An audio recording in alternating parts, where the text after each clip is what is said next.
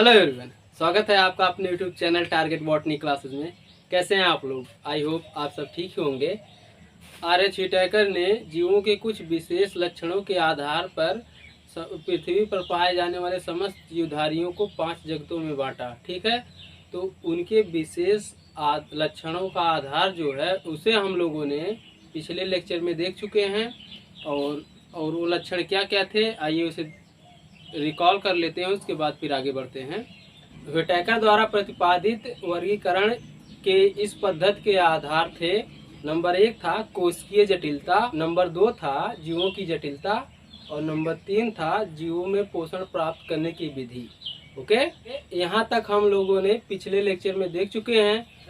प्रमुख पारिस्थितिकीय भूमिका, ओके, या जो है हम पिछले लेक्चर में जो फिगर बनाए थे, मतलब 5 जगत वर्गीकरण का एक फिगर बनाए थे, उसमें जो सबसे आखिरी वाला नंबर डी था वो था प्रमुख पारिस्थितिकीय भूमिका। ओके, प्रमुख पारिस्थितिकीय भूमिका हेडिंग में थोड़ा सा देख लीजिए।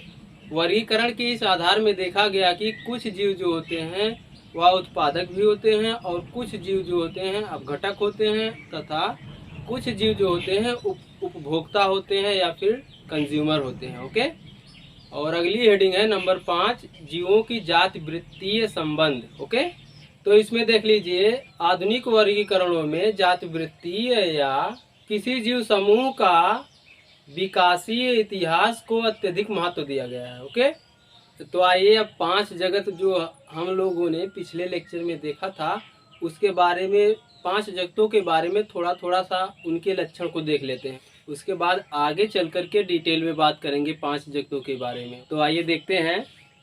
देखिए, नंबर 1 जगत था मोनेरा जगत। ओके, तो मोनेरा जगत में देख लीजिए, इसके अंतर्गत असीम केंद्रीय जीवधारी यानी मोनेरा जगत के अंदर प्रोकैरियोटिक जीव को रखा गया है। ओके, प्रोकैरियोटिक जीव जैसे बैक्टीरिया, नीले हरे शैवाल, नीले हरे शैवाल को साइनोबैक्टीरिया भी बोला जाता है और उसे इंग्लिश में कहते हैं ब्लू ग्रीन एलगी। तीनों नामों में से किसी नाम से क्वेश्चन आ सकता है। ओके, और है माइकोप्लाज्मा और है आर्कीबैक्टीरिया तथा एक्टिनोमाइसिटीज आते हैं। ओके, मतलब मोनेरा जगत में बैक्टीरिया, नीले हरे शैवाल, माइकोप्लाज्मा और आर्कीबैक्टीरिया और एक्टिनोमाइसिटीज आते हैं। ओके, तो अब आइए देख लेते हैं उनके लक्षणों को। देखिए उनके लक्षण क्या क्या हैं। ये सूक्ष्मदर्शी एवं प्रोकैरियोटिक होते हैं।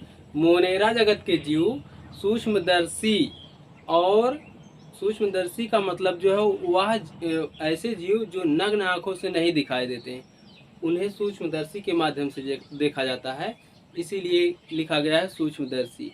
मोनेरा जगत के जीव जो होते हैं सूक्ष्मदर्शी होते हैं और प्रोकैरियोटिक होते हैं। ओके, और आगे देखिए, इनमें संगठित केंद्रक नहीं पाया जाता, अर्थात केंद्रक के चारों ओर केंद्रक कला का अभाव होता है।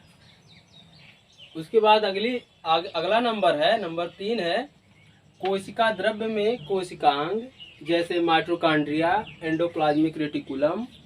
ER जो है संक्षिप्त नाम है, E से एंडोप्लाज्मिक, R से रेटिकुलम होता है। ओके, गाल्जी का अभाव होता है, मतलब मोनेरा जगत के जीवों में कोशिकांग का अभाव होता है। कोशिकांग मतलब, कोशिकांग बोले तो माइटोकॉन्ड्रिया, एंडोप्लाज्मिक रेटिकुलम, गाल्जी काय, इन सब का जो है प्रोकैरियोटिक जीवों में या फिर मोनेरा जगत के जीवों में इन सब का अभाव होता है। ओके, अब आते हैं नंबर 4, ये परपोषी होते हैं। परपोषी मतलब जो है ऐसा जीव जो दूसरे जीवों से अपना भोजन प्राप्त करता है, उन्हें परपोषी कहते हैं। देखिए परपोषी ब्रैकेट में दिया है परजीवी, मृतोपजीवी, सजीवी। ओके, परजीवी का मतलब ऐसा जीव जो दूसरे जीवों के ऊपर जो दूसरे जीवों के ऊपर रह करके उनसे भोजन प्राप्त करता है। ओके, उन्हें परजीवी कहते हैं। और मृतोपजीवी ऐसा जीव जो सड़े गले पदार्थों से अपना भोजन प्राप्त करता है, उसे मृतोपजीवी कहते हैं। ओके, सहजीवी का मतलब ऐसा संबंध जब 2 या 2 से अधिक जीव एक साथ लाभकारी अवस्था में उपस्थित हों। ओके, आगे चल कर के इन सब के बारे में डिटेल में पढ़ेंगे हम लोग, तो अभी ऐसे थोड़ा सा जान लीजिए, आगे चल कर पढ़ेंगे अच्छे से। और है स्वपोषी। स्वपोषी तो आप लोग जानते हैं कि जो जीव अपना भोजन स्वयं बनाता है वह स्वपोषी कहलाता है। तो इसमें जो होते हैं स्वपोषी तो होते हैं रसायन संश्लेषी या प्रकाश संश्लेषी होते हैं। ठीक है, मोनेरा जगत में कुछ जीव होते हैं जो रसायन संश्लेषण मतलब रासायनिक संश्लेषण करते हैं, मतलब रसायनों से अपना भोजन प्राप्त करते हैं, और कुछ जीव होते हैं प्रकाश संश्लेषण द्वारा अपना भोजन प्राप्त करते हैं। ओके, अब आते हैं अगले नंबर पर। नंबर 5 है माइकोप्लाज्मा को छोड़कर सभी मोनेरा कोशिकाओं में कोशिका भित्ति पाई जाती है। माइकोप्लाज्मा जो है एक ऐसा जीव है मोनेरा जगत का कि जिसमें कोशिका भित्ति नहीं पाई जाती है, नहीं तो बाकी जितने मोनेरा जगत के जीव हैं सब में कोशिका भित्ति पाई जाती है। ओके, तो अब आते हैं अगले नंबर पर। नंबर 6, ये सर्वव्यापी होते हैं। मोनेरा जगत के जीव सर्वव्यापी होते हैं। सर्वव्यापी का मतलब हर जगह पाए जाते हैं। ओके, देखिए आर्कीबैक्टीरिया विषम परिस्थितियों में भी जीवित रह सकता है। कुछ मोनेरा जीव नाइट्रोजन स्थिरीकरण करते हैं। ओके, आर्कीबैक्टीरिया जो होते हैं या विषम परिस्थितियों में भी जीवित रह सकते हैं। ओके, मतलब कुछ भी हो, चाहे धूप हो, बरसात हो, गर्मी हो, ठंडी हो, कोई भी परिस्थिति हो, मतलब माइकोप्लाज्मा जीवित रहेंगे, मर नहीं सकते। ओके, जगत मोनेरा के कुछ जीव नाइट्रोजन का स्थिरीकरण करते हैं। ओके, अब आइए दूसरे जगत प्रोटिस्टा में। ओके, देखिए प्रोटिस्टा में इसमें एक कोशिकीय यूकैरियोटिक जीव आते हैं। हमारा कहने का मतलब है कि प्रोटिस्टा जगत में यूकैरियोटिक जीव एक कोशिकीय जीव आते हैं। ओके, ना कि बहुकोशिकीय। प्रोटिस्टा में एक कोशिकीय जीव रहेंगे लेकिन वह यूकैरियोटिक जीव रहेंगे। ओके, देखिए नंबर 1 है इसमें, इसके लक्षणों में, प्रोटिस्टा के लक्षणों में नंबर 1 है यह स्वच्छ जलीय समुद्र एवं स्थलीय होते हैं। मतलब प्रोटिस्टा जगत के एक यूकैरियोटिक एक कोशिकीय जीव जो होते हैं वह स्वच्छ जल में रह सकते हैं, समुद्री जलों में रह सकते हैं, और स्थलीय होते हैं मतलब स्थलों पर भी रह सकते हैं। ओके, और आगे देखिए दूसरा नंबर, ये सूक्ष्मदर्शी एवं यूकैरियोटिक होते हैं। देखिए ये मतलब प्रोटिस्टा के जो जीव होते हैं वो भी सूक्ष्मदर्शी होते हैं और यूकैरियोटिक होते हैं। ओके, कोशिका में संगठित केंद्रक तथा विभिन्न कोशिकांग पाए जाते हैं। और प्रोटिस्टा जगत के जीवों में कोशिका में संगठित केंद्रक तथा विभिन्न प्रकार के कोशिकांग पाए जाते हैं, जबकि मोनेरा जगत में कोशिकांग भी नहीं पाए जाते और जो है इसमें केंद्रक जो है संगठित नहीं होता है। ओके, कोशिकांग का मतलब जो है यही माइटोकॉन्ड्रिया, एंडोप्लाज्मिक रेटिकुलम और गाल्जिका जो होते हैं वह प्रोटिस्टा जीवों के अंदर पाए जाते हैं, जबकि मोनेरा जीवों के अंदर माइटोकॉन्ड्रिया, एंडोप्लाज्मिक रेटिकुलम, गाल्जिका नहीं पाए जाते। ओके, देखिए अगला नंबर है नंबर 3, एक कोशिकीय पादपों में कोशिका भित्ति पाई जाती है लेकिन एक कोशिकीय जंतुओं में कोशिका भित्ति नहीं पाई जाती है। ओके, वही लिखा है देखिए, जबकि एक कोशिकीय जंतु में कोशिका भित्ति नहीं पाई जाती है। ओके, नंबर 4 है कुछ प्रोटिस्ट प्रकाश संश्लेषी, कुछ जंतु संपोषण प्रदर्शित करने वाले प्रोटोजोवन तथा कुछ मृतोपजीवी होते हैं, जैसे अवपंक कवक, जिसे इंग्लिश में कहते हैं स्लाइम मोल्ड। ओके, या जो होते हैं मृतोपजीवी। जगत 3, तीसरे जगत में आते हैं। तीसरा जगत क्या है? पादप जगत। पादप जगत को इंग्लिश में कहते हैं प्लांटी। ओके, प्लांटी के अंतर्गत यूकैरियोटिक, बहुकोशिकीय तथा स्वपोषी पादप आते हैं। ओके, जैसे समुद्री हरे, लाल एवं भूरे शैवाल, मांस, फर्न, आवृत बीजी तथा अनावृत बीजी पौधे आदि। प्लांटी के अंतर्गत समुद्री समुद्री हरे, लाल एवं भूरे शैवाल, मांस, फर्न, आवृत बीजी तथा अनावृत बीजी पादप आदि आते हैं। ओके, प्लांटी के अंतर्गत। तो आइए उनके लक्षणों को देखते हैं। लक्षण नंबर 1 है कोशिकाएं सेलुलोज से बनी कोशिका भित्ति से घिरी होती हैं। ओके, प्लांटी के मतलब प्लांटों में या फिर पादपों में कोशिकाएं जो होती हैं वह सेलुलोज की बनी एक भित्ति के द्वारा घिरी होती हैं। ओके, और नंबर 2 लक्षण है ए स्थिर पादप। जो स्थिर पादप होते हैं वह मुख्य रूप से उत्पादक होते हैं। ओके, और नंबर तीन है प्रकाश संश्लेषण की क्रिया द्वारा भोजन बनाते हैं। ओके, अर्थात स्वपोषी कहलाते हैं। पादप जो होते हैं प्रकाश संश्लेषण की क्रिया द्वारा अपना भोजन स्वयं बनाते हैं, इसलिए इन्हें स्वपोषी कहते हैं। ओके, और है अब है नंबर 4 लक्षण देख लीजिए। अपवाद स्वरूप कुछ पादप परपोषी होते हैं, जैसे परजीवी, मृतजीवी, सहजीवी एवं कीटभक्षी। ओके, कुछ पादप जो होते हैं अपवाद हैं, अपवाद के रूप में है। जैसे पादपों को बोला जाता है कि पादप स्वपोषी होते हैं, तो कुछ अपवाद पादप हैं। जैसे परजीवी भी कुछ पादप होते हैं, मृतजीवी भी कुछ पादप होते हैं, और सहजीवी भी कुछ पादप होते हैं, तथा कीटभक्षी भी कुछ पादप होते हैं। सबके बारे में डिटेल में जानकारी मिलेगी आगे। ओके, सबके बारे में आगे चल कर के डिटेल में जानकारी मिलेगी। ओके, अभी इस टाइम जो है थोड़ा ही जानिए, क्योंकि अगर आपको डिटेल में क्योंकि अगर हम आपको डिटेल में बताने लगेंगे तो टॉपिक जो है बड़ा हो जाएगा और जल्दी से मतलब अगले टॉपिक पर नहीं जा पाएंगे। ओके, इसलिए जब वह टॉपिक आएगा तो उसके बारे में अध्ययन किया जाएगा। ओके, देखिए अगला जगत है जगत 4 कवक। ठीक, इसे इंग्लिश में कहते हैं फंजाई या फिर फंगस। ओके, तो इसमें क्या होता है, यूकैरियोटिक बहुकोशिकीय तथा विषमपोषी और शोषी कवक को रखा गया है। तो कवक के अंतर्गत क्या होता है, कवक जो होते हैं इसमें कवक के अंतर्गत यूकैरियोटिक बहुकोशिकीय और विषमपोषी और शोषी कवक को रखा गया है। विषमपोषी और शोषी हम आपको पिछले लेक्चर में बता चुके हैं। यह दूसरे जीवों से अपना भोजन प्राप्त करते हैं, लेकिन भोजन को यह निगलते नहीं है या अवशोषण के माध्यम से उन्हें ग्रहण करते हैं, इसलिए उन्हें अवशोषी कहा जाता है। तो आइए अब उनके लक्षणों को देख लेते हैं। देखिए, इनका तंतु रूपी शरीर कवक तंतुओं से बना होता है। ठीक है, कवक तंतु को हाइफे कहते हैं। ओके, इंग्लिश में कवक तंतु को हाइफे कहते हैं, और कवक तंतुओं का समूह कवक जाल कहलाता है। कवक का तंतु रूपी शरीर कवक तंतुओं से बना होता है, और कवक तंतुओं का समूह जो होता है कवक जाल बनाता है। ओके, कवक जाल या फिर उसे इंग्लिश में कहते हैं माइसीलियम बनाता है। ओके, फिर आइए नंबर 2 लक्षण है विषमपोषी, अवशोषी तथा परजीवी या मृतजीवी होते हैं।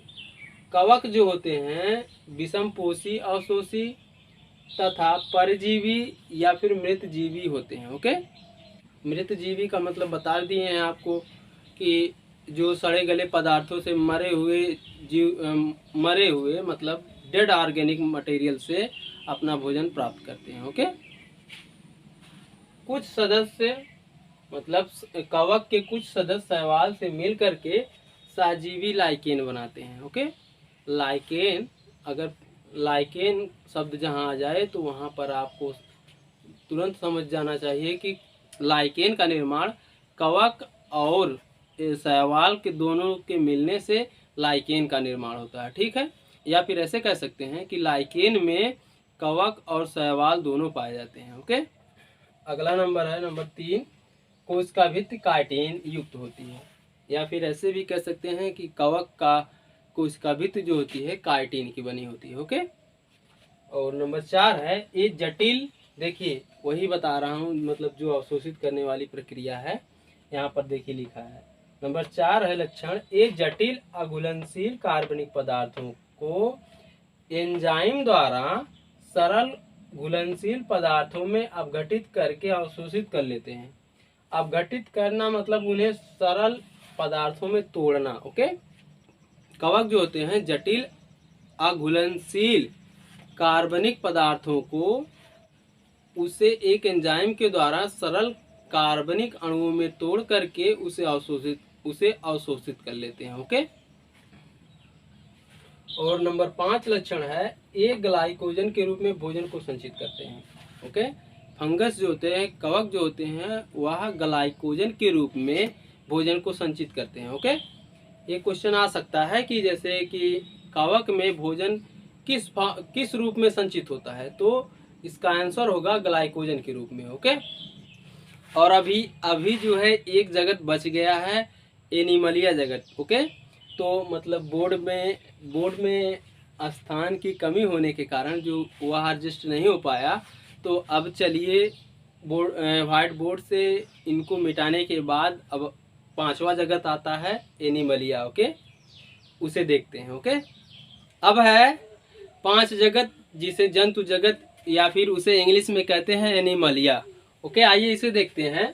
देखिए, यूकैरियोटिक तथा बहुकोशिकीय तथा विषमपोषी जंतु सम पोषण वाले जीव आते हैं। ठीक है, यूकैरियोटिक तथा बहुकोशिकीय तथा विषमपोषी जंतु पोषण वाले जीव आते हैं। ओके, जैसे स्पंज है, निडेरियंस है, चैप्टेक्रिम है, गोलक्रिम है, मोलस्का है, आर्थ्रोपोडा है, इकाइनोडर्मेटा है या फिर इकाइनोडर्मस है, मत्स्य है, उभयचर है, सरीसृप है, पक्षी एवं स्तनी जंतु आते हैं। ओके, तो आप लोगों के मन में क्वेश्चन उठ रहे होंगे कि निडेरियंस क्या है, स्पंज क्या है, चैप्टेक्रिम क्या है, गोलक्रिम क्या है, मोलस्का क्या है, आर्थ्रोपोडा क्या है, सरीसृप क्या है, स्तनी क्या होते हैं, पक्षी क्या है, उभयचर क्या होते हैं। मतलब जो है आप लोगों के दिमाग में बहुत से क्वेश्चन उठ रहे होंगे, लेकिन अभी आपको धैर्य और सब्र रखने की ज़रूरत है, क्योंकि इन सबको हम लोग डिटेल में पढ़ेंगे। तो अभी आपको धैर्य रखने की ज़रूरत है, धीरज रखने की ज़रूरत है। ओके, तो आइए अब देखते हैं जंतु जगत के मुख्य लक्षणों को देख लेते हैं। ओके, नंबर 1 है इसमें पर्णहरिम का अभाव होता है। ठीक, जंतु जगत में जो जीव रखे गए हैं उनमें क्लोरोफिल या फिर पर्णहरिम नहीं पाया जाता है। ओके, पर्णहरिम पादपों में पाया जाता है। और है इसमें प्रचलन होता है, मतलब जंतु जगत के जीव प्रचलन कर सकते हैं, मतलब एक स्थान से दूसरे स्थान तक जा सकते हैं। ओके, देखिए आगे, भोजन प्राप्त करने के लिए तथा सुरक्षा एवं साथी की खोज में स्थान परिवर्तन करते रहते हैं। ओके, जंतु जगत के जीव जो होते हैं या मतलब या प्रचलन कर सकते हैं, या प्रचलन भोजन प्राप्त करने के लिए कर सकते हैं, स्थान परिवर्तन के लिए कर सकते हैं, और अपने साथी की खोज के लिए क्या है प्रचलन कर सकते हैं। ओके, नंबर 3 लक्षण है स्पंजों को छोड़कर सभी में तंत्रिका तंत्र पाया जाता है। मतलब जंतु जगत के जितने भी जीव हैं, जंतु जगत में जितने भी जीवों को रखा गया है उसमें से सिर्फ एक स्पंज जंतु को छोड़ करके बाकी सभी जंतुओं में तंत्रिका तंत्र पाया जाता है, स्पंज में नहीं पाया जाता है। तो क्वेश्चन उठ सकता है कि जंतु जगत में कौन सा एक ऐसा जंतु है जिसमें तंत्रिका तंत्र नहीं पाया जाता है। तो इसका आंसर होना चाहिए आप लोगों का, हमारा नहीं, आप लोगों का आंसर होना चाहिए कि स्पंज। ओके, स्पंज में तंत्रिका तंत्र नहीं पाया जाता है। ओके, इसे नोट करके रखना। ओके, देखिए, तो अगला लक्षण है नंबर 4, इसमें पोषण जंतुसम होता है। ओके, जंतुसम आपको हम पिछले लेक्चर में बता चुके हैं, आप उसे रिकॉल करिए या फिर उसे याद करिए कि मतलब जंतुसम का मतलब क्या होता है। नहीं भी याद करेंगे तो भी कोई बात नहीं, यहाँ पर खुद ही दे रखा है। ओके, देखिए, इसमें पोषण जंतुसम ये जटिल कार्बनिक पदार्थों का अंतर्ग्रहण करके उसको शरीर के अंदर एंजाइम की सहायता से पचाते हैं। समझ गए ना आप लोग। इसमें पोषण, किसमें पोषण, जंतु जगत में पोषण जो होता है जंतुसम होता है। ये जटिल कार्बनिक पदार्थ का अंतर्ग्रहण करके उसको शरीर के अंदर एंजाइम की सहायता से पचाते हैं। ओके,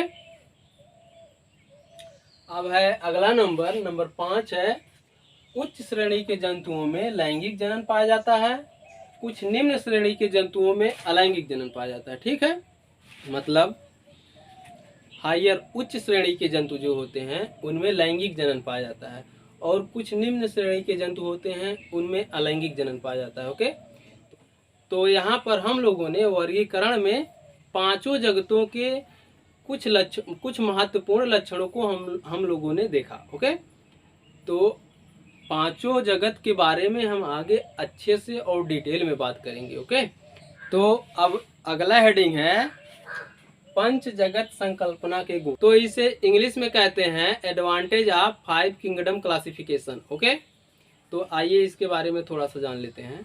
तो इसमें नंबर 1 है, व्हिटेकर ने प्रोकैरियोटिक जीवधारियों को जैसे नीले हरे शैवाल और बैक्टीरिया को पादप जगत से हटा करके इसे जगत मोनेरा में रखा, जो कि पूर्ण रूप से उचित है, क्योंकि प्रोकैरियोटिक जीवधारी कार्यकी तथा आकारिकी दृष्टि से अन्य जीवधारियों से पूर्ण रूप से भिन्न है या फिर अलग है। ओके, अब है नंबर 2, मतलब नंबर 2 क्या, 5 जगत वर्गीकरण से लाभ क्या क्या हुए उसके बारे में बताया जा रहा है। नंबर 1 तो बता दिया गया।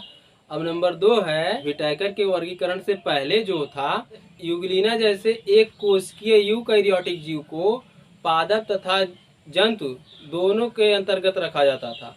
व्हिटेकर ने एक कोशिकीय यूकैरियोटिक जीवों के लिए एक नया जगत बनाया जिसे प्रोटिस्टा के नाम से जाना जाता है, जिसमें यूग्लिना जैसे सभी जीवों की स्थिति स्पष्ट हो गई। ओके, अब है नंबर 3, क्लोरोफिल रहित कवकों में प्रकाश संश्लेषण के अभाव, कोशिका भित्ति में काइटिन की उपस्थिति, संचित भोज्य पदार्थ ग्लाइकोजन आदि पादपों से पूर्ण रूप से भिन्न होने के कारण इन्हें फंजाई नामक एक अलग जगत में रखना बिल्कुल उचित था।